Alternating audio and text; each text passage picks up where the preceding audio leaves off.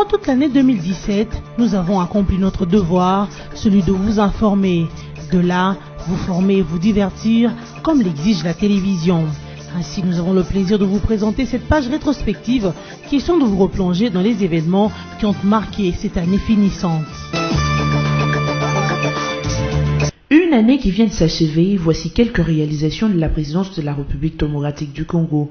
Dans son parcours à la tête de la RDC pour l'année 2017, le chef de l'État et son cabinet ont fait preuve de détermination, de dynamisme et de patience pour mener à bien sa mission de garant de la nation et des bons fonctionnements des institutions de la République.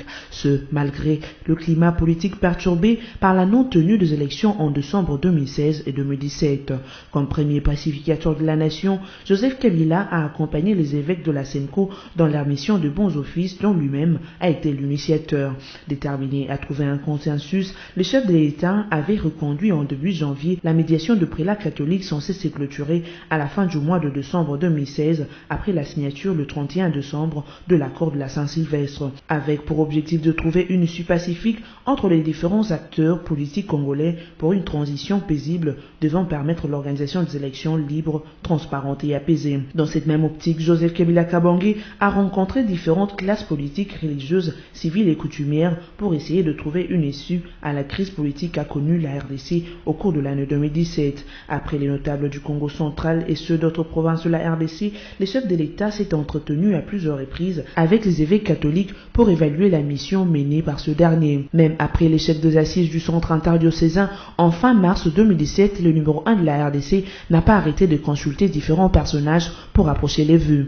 En début d'avril 2017, avant même la tenue d'un discours devant le Parlement réuni en congrès pour éclairer l'opinion sur les avancées de la mission qu'il avait confiée au prélat catholique et malgré le manque de consensus trouvé, le chef de l'État Joseph Kabila Kabange avait une fois de plus appelé autour d'une même table lors de 2 jours de consultation les différents acteurs politiques et ceux de la société civile dans le but de trouver un consensus. Après son discours devant le Parlement réuni en congrès, le chef de l'État congolais avait, en garant de la nation, repris les commandes, promettant de nommer un premier ministre issu de l'opposition pour diriger le gouvernement pendant la période de transition. Une façon de calmer les tensions, privilégiant l'intérêt suprême de la nation conformément à l'accord du 31 décembre 2016. C'est ainsi que Bruno Tshibala, secrétaire général adjoint de l'UDPS, avait été au début du mois d'avril nommé premier ministre sur décret présidentiel avec pour mission principale l'organisation des élections dans un délai raisonnable. Abordant la question des élections et étant les premiers citoyens de la RDC, Joseph Kabila Kabange a été les premiers à s'enrôler dans la ville de Kinshasa de les lancements des opérations d'enrôlement dans la capitale par la centrale électorale, une façon de prouver l'effectivité de la tenue des élections en RDC. Ainsi, pour dissiper certains soupçons et toute prétention, les chefs de l'État congolais avaient, devant de médias étrangers, affirmé qu'il n'y aura pas de référendum en RDC. Et c'est également en grand chef d'État que Joseph Kabila Kabange s'est déplacé pour New York, où il a tenu un discours sans conteste lors du 72e sommet des Nations Unies. En garant du bon fonctionnement des institutions de la République, Joseph Kabila Kabange a présidé plusieurs réunions institutionnelles. Hormis les réunions du Conseil, il a également présidé la réunion du Haut Commandement militaire, mais aussi la 6e conférence de gouverneurs de province au Nord Kivu, laquelle avait pour objectif échanger autour des différentes questions liées à la mobilisation de recettes locales et structures de dépenses. Plusieurs décrets ont été également signés par les chefs de l'État congolais Joseph Kabila Kabange portant changement de cadres et fonctionnaires de l'administration, de la fonction publique et de la police. Pour le province du Kasaï, secoué par l'insécurité et les violences perpétrées par les milices Kamina Sampou, lesquelles ont occasionné plusieurs déplacements et paralysé les activités dans ce coin du pays, Joseph Kabila Kabange n'est pas resté indifférent. Après avoir demandé l'ouverture des enquêtes au Kasaï, les chefs de l'État a sillonné tout le Grand Kasaï pour consoler les familles secouées par ces violentes massacres, inaugurant au passage l'usine de captage, de traitement et de distribution d'eau. Et cela avant de continuer sa tournée dans d'autres villes de la RDC telles que Kisangani, Numwasi et autres villes du Congo central. Quelques jours plus tard, un forum de la paix a été organisé pour essayer de trouver ensemble avec les ressortissants de ce coin de voies et moyens pour reconstruire les Grands Kasaï après ce vent de violence qui s'est abattu sur cette partie du pays. Un forum que lui-même a présidé en tant que premier citoyen du pays et à cette occasion il a consulté plusieurs classes sociales et politiques pour ce faire.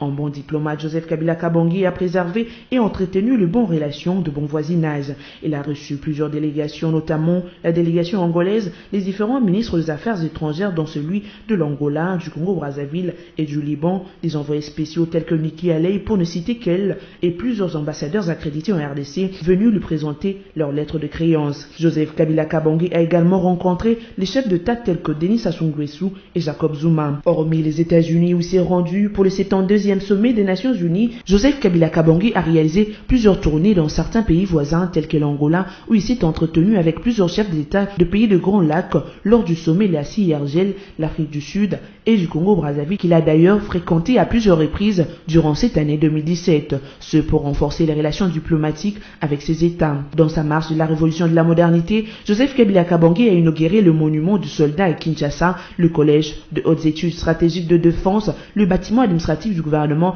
et celui de la générale de carrière et de mine à Lubumbashi. La décoration des généraux n'est pas à exclure et la prise d'armes lors de sa tournée à Kituna, au Congo central, où il était allé accompagné d'une forte délégation dans le cadre de la réforme de l'armée congolaise.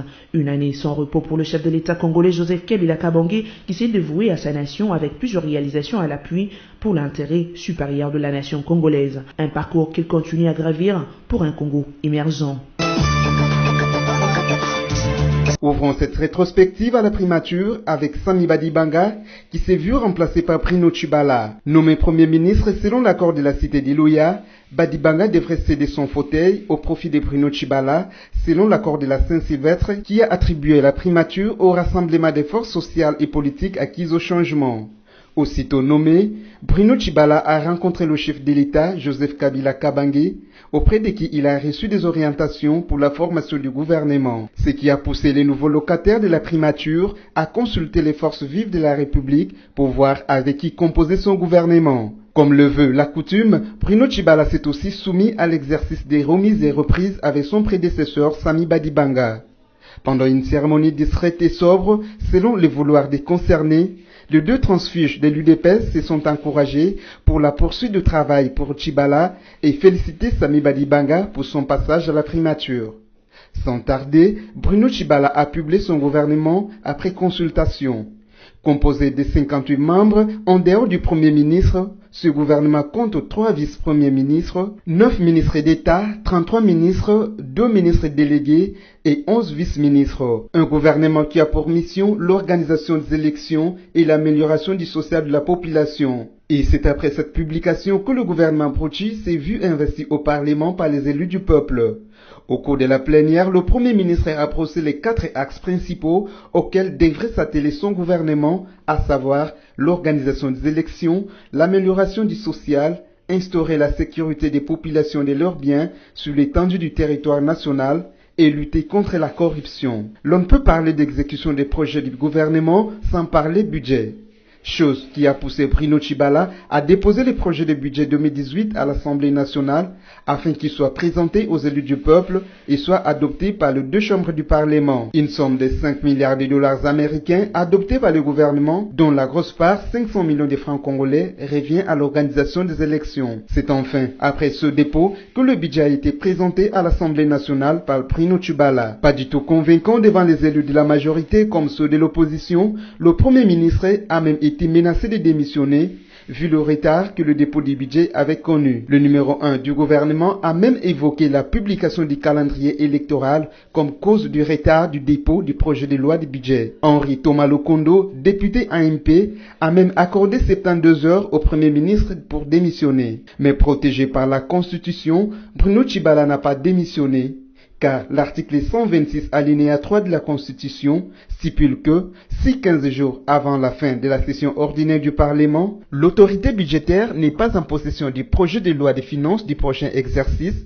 le gouvernement est réputé démissionnaire. Or, le Premier ministre a déposé son projet le 20 novembre, soit 25 jours de la fin constitutionnelle de la session ordinaire qui s'est clôturée le 15 décembre 2017. Par ailleurs, à la primature toujours, Bruno Tshibala est revenu sur ce qui convient d'appeler désormais échec des villes mortes ou des marches de l'opposition.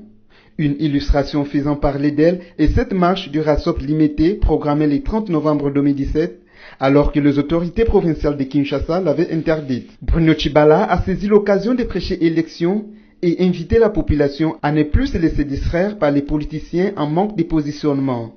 Pendant sa circulation dans les grandes artères de la capitale, le Premier ministre a constaté que la population n'est plus à côté de l'ennemi du peuple qui veut freiner l'organisation des élections, mais il est du côté du gouvernement qui tient à tout prix à organiser les élections. Toujours étant Premier ministre, Bruno Tshibala a organisé les congrès extraordinaires de l'Union pour la démocratie et les progrès sociaux UDPS, à l'issue duquel il a été élu président du parti, en remplacement du feu Etienne Tshisekedi, décédé le 1er février 2017 à Bruxelles. Aussitôt nommé vice-premier ministre et ministre des Affaires étrangères et de l'intégration régionale, Léonard Okitundu est parti de victoire en victoire diplomatique. Tenez, le patron de la diplomatie congolaise commence son périple par rendre compte de la situation politique et sécuritaire de la RDC à Eduardo dos Santos, président d'alors de la SADC à Luanda en Angola. De leur tête-à-tête, l'ancien président angolais a encouragé la RDC à organiser les élections dans un délai raisonnable. Les projets de développement des constructions des routes et voies ferrées pour l'intérêt régional a été aussi au menu. Sans oublier le départ de la mission onusienne de la RDC. Pour marier la théorie à la pratique, le patron de la diplomatie congolaise s'est rendu à New York pour participer à la session extraordinaire du Conseil de sécurité de l'ONU sur la RDC. Le Conseil a invité le gouvernement congolais à mettre en œuvre l'accord de la Saint-Sylvestre, tandis que la RDC a réitéré sa demande de voir les forces de l'ONU être réduites. Par ailleurs, Léonard Okitundu a remis son homologue belge sur les 3 chemins, à ce qui convient d'appeler escalade diplomatique entre Kinshasa et Bruxelles. En amont, Didier Reynders, patron de la diplomatie belge, avait fait savoir que la nomination de Bruno Tshibala comme Premier ministre s'écartait de l'esprit de l'accord de la Saint-Sylvestre. En réaction, Okitundu a rappelé Reynders que la RDC est un pays souverain au même titre que la Belgique, d'où le respect des principes fondamentaux de la Charte des Nations Unies, à savoir l'égalité souveraine de tous les pays membres. L'actualité au Minafet a été aussi marquée par ce qui convient d'appeler Passport Gate, un scandale de passeports révélé par les quotidiens britanniques Reuters. Selon cette agence britannique de presse, le passeport congolais est le plus cher au monde.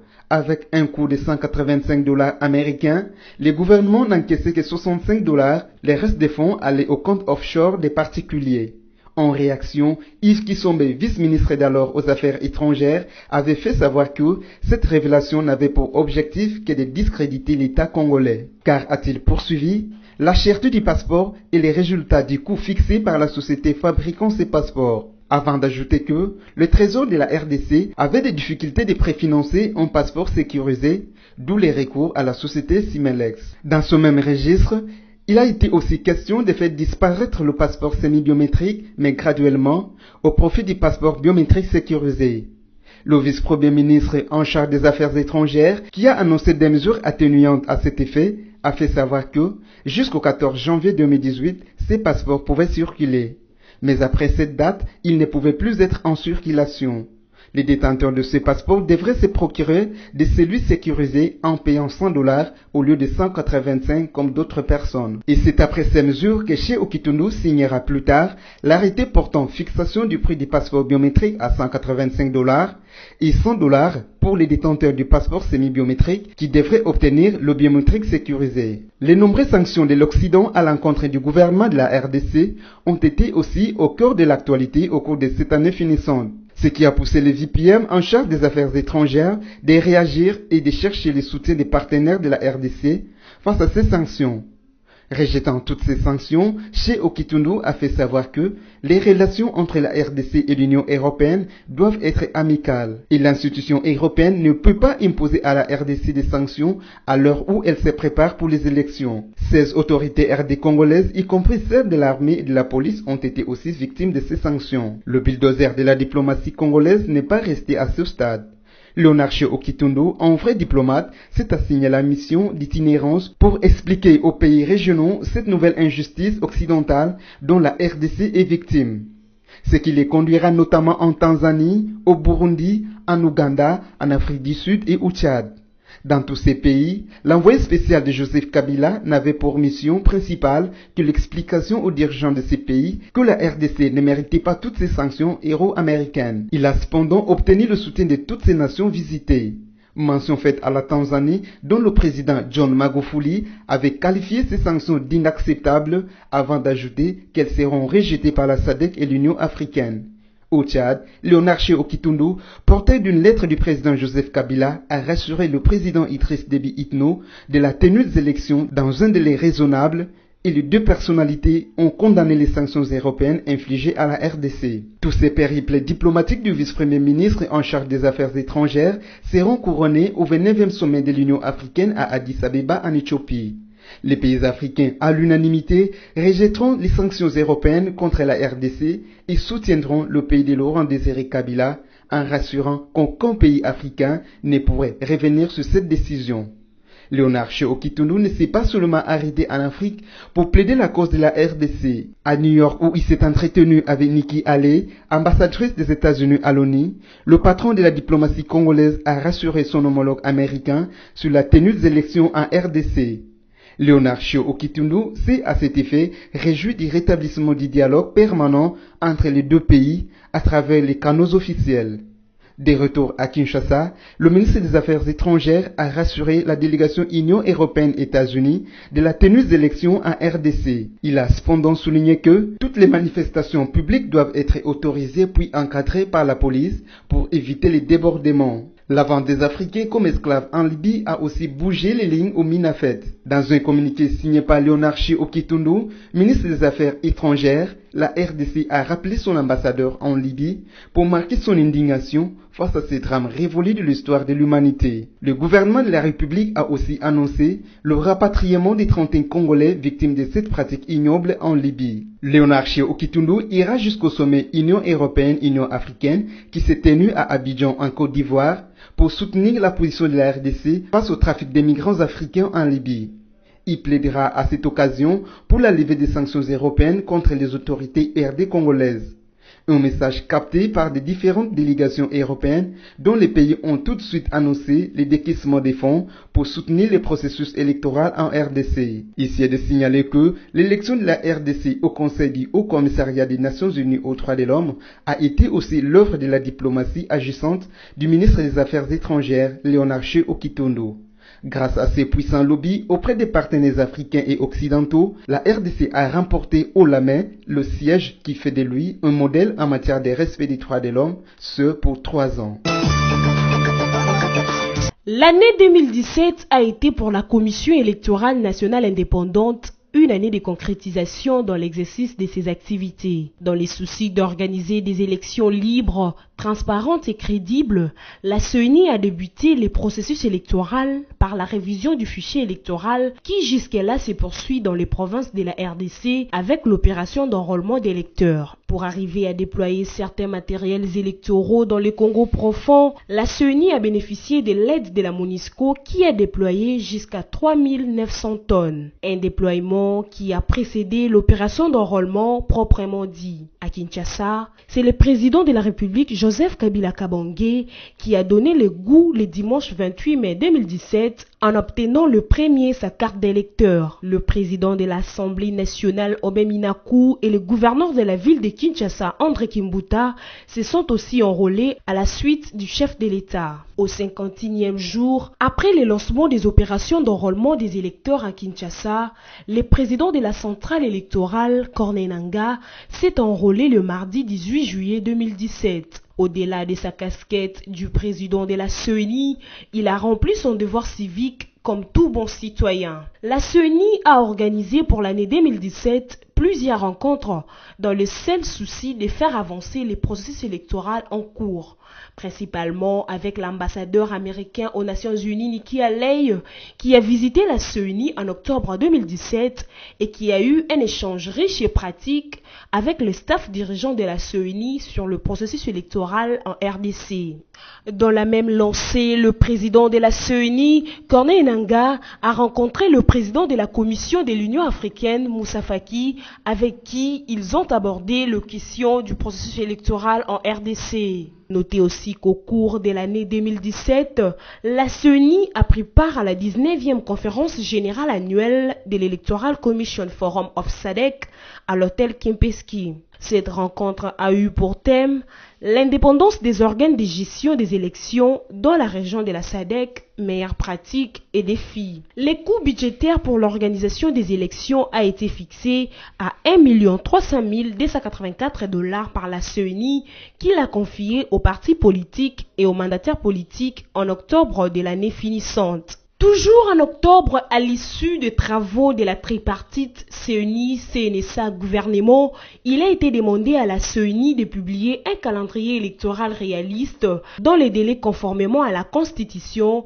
à sa loi organique et aux dispositions pertinentes de l'accord du 31 décembre 2016. Cette tripartite avait exhorté la CENI et le gouvernement à accorder le bénéfice de l'urgence au parachèvement de l'opération d'enrôlement. Au-delà des différentes contraintes qu'a connues la centrale électorale, finalement, le 5 novembre 2017, elle a publié le calendrier électoral. Les élections retenues dans l'accord de la Saint-Sylvestre aura bel et bien lieu en décembre 2018, dont les élections présidentielles, législatives et provinciales pour le dimanche 23 décembre 2018. Les résultats provisoires de l'élection présidentielle seront publiés le 30 décembre 2018. L'électorat sera convoqué le 23 juin 2018. La campagne électorale débutera du 22 novembre au 21 décembre 2018 d'après le calendrier électoral publié par la CENI. Et le nouveau président de la République prêtera serment le 1er janvier 2019 selon le même calendrier. La CENI a affirmé la clôture de l'opération d'identification et d'enrôlement des électeurs dans les Kasaï au plus tard le 31 janvier 2018. Avec la fixation du coût budgétaire des élections, la publication du calendrier électoral par la CENI, mais aussi la poursuite complète du processus électoral, la Commission électorale nationale indépendante a fait preuve de la volonté d'amener le peuple congolais aux élections, tant entendu, mais aussi sortir la RDC de la crise dans laquelle elle est plongée depuis peu. L'Afrique du Sud, avec qui nous ouvrons cette rétrospective annuelle, a connu des turbulences. Son président Jacob Zuma a été empêché de prononcer son discours sur l'état de la nation au Parlement. Les députés de l'opposition sud-africaine qui s'opposaient à Zuma ont été confrontés au service de sécurité. Ils ne reconnaissaient donc pas la légitimité au président Jacob Zuma pour le laisser s'adresser à la nation sud-africaine. Le Tchad, lui, a vu son ex-président Hussein Habré être condamné à perpétuité pour crimes de guerre, crimes contre l'humanité et torture à l'âge de 74 ans. Une condamnation qui clôt plus de 20 ans de procédure. Au Kenya, Uhuru Kenyatta a été élu pour 5 ans à la tête du pays, malgré plusieurs contestations de l'opposition. De ce fait, Raila Odinga, principal opposant, avait retiré sa candidature aux élections présidentielles, estimant que la commission électorale n'avait pas l'intention de garantir la transparence pour ces élections. Si au Kenya, Uhuru Kenyatta a été élu, au Zimbabwe, Emmerson Mnangagwa a été désigné président du Zimbabwe par le parti au pouvoir, la ZANU-PF, afin d'assurer la transition en attendant les élections prévues en 2018. Une désignation faite à l'issue de la démission de Robert Mugabe, président du Zimbabwe depuis plus de 30 ans. Ces derniers a subi une pression des officiers supérieurs de l'armée zimbabwéenne, la pression de son peuple et la pression extérieure afin de déposer sa démission. L'Afrique tout entière a subi un choc après la révélation de la chaîne américaine CNN sur le marché des esclaves africains noirs existants en Libye. Plusieurs migrants clandestins noirs sont vendus dans ce pays de Maghreb comme de marchandises. Une révélation qui ont fait l'objet de plusieurs rencontres dans les continents, notamment en Côte d'Ivoire dans le sommet Union africaine-Union européenne, sommet à laquelle a pris part le président français Emmanuel Macron après son entretien avec les étudiants du Burkina Faso dans le cadre de sa visite en Afrique. Emmanuel Macron, qui a visité l'Afrique au mois de novembre 2017, a été élu en mai 2017 avec 67,2% de voix contre 33,9% de Marine Le Pen. Lui qui a placé son mandat au service de plus faibles a rencontré la chancelière allemande Angela Merkel pour donner une image forte de cohésion entre l'Allemagne et la France. La France, les États-Unis ont aussi subi plusieurs attaques terroristes en novembre 2017. Une fusillade a eu lieu au Texas, faisant 26 morts et plusieurs blessés dans une église. Quelque temps après qu'il se soit enfoui, le tueur a été retrouvé mort dans son véhicule rempli d'armes. Au mois d'octobre, à New York, un véhicule a percuté plusieurs personnes, causant ainsi 8 morts et 11 blessés. Le conducteur ayant fini sa course contre un bus scolaire avait été maîtrisé par la police. Mais à quelques jours de l'élection d'Emmanuel Macron, la France a été secouée par un attentat sur l'avenue des Champs-Élysées. Un homme muni d'un fusil d'assaut avait ouvert le feu sur un fourgon de la police, causant la mort d'un policier. Le tueur d'origine belge a été identifié membre de l'État islamique. Messager de paix, le pape François a visité la Birmanie, un pays majoritairement musulman et bouddhiste. Pour cette première visite, le Saint-Père a rencontré la petite communauté chrétienne, occasion pour le pape François d'appeler à la paix et à la coexistence pacifique entre le peuple chrétien, musulman ou bouddhiste. Qu'il soit du côté de l'Amérique, Donald Trump a vu son décret anti-immigration être validé par la Cour suprême américaine. Un décret anti-immigration qui désormais n'autorise plus le Libyen, le Malien, les Tchadiens, les Yéménites, les Syriens et Israéliens d'avoir un visa d'accès aux États-Unis, même s'ils brandissaient un lien de famille avec ceux qui habitent les pays de Martin Luther King. En décembre 2017, Donald Trump a reconnu Jérusalem comme capitale d'Israël. Il a aussi ordonné le déplacement de l'ambassade américaine de Tel Aviv vers Jérusalem, une décision qui a provoqué une vague de réactions dont la plupart a jugé irresponsable la décision de Trump. Le style du dirigeant que Donald Trump, 45e président des États-Unis, reste bien critiqué tant par ses pairs que par ses détracteurs. Un style qui tranche radicalement avec ses prédécesseurs. 2017 a aussi vu partir vers l'au-delà un grand du rock français. Johnny Hallyday a tiré sa référence la nuit du 4 décembre à 74 ans d'âge. Décédé suite à un cancer de poumon dont il souffrait depuis 2009, Johnny Hallyday a reçu des hommages nationaux de la France, mais aussi d'autres cieux qui régorgent beaucoup de ses fans. Ainsi se termine cette rétrospective de l'année 2017. Merci de continuer à nous suivre dans cette nouvelle année 2018. Heureuse année chez vous.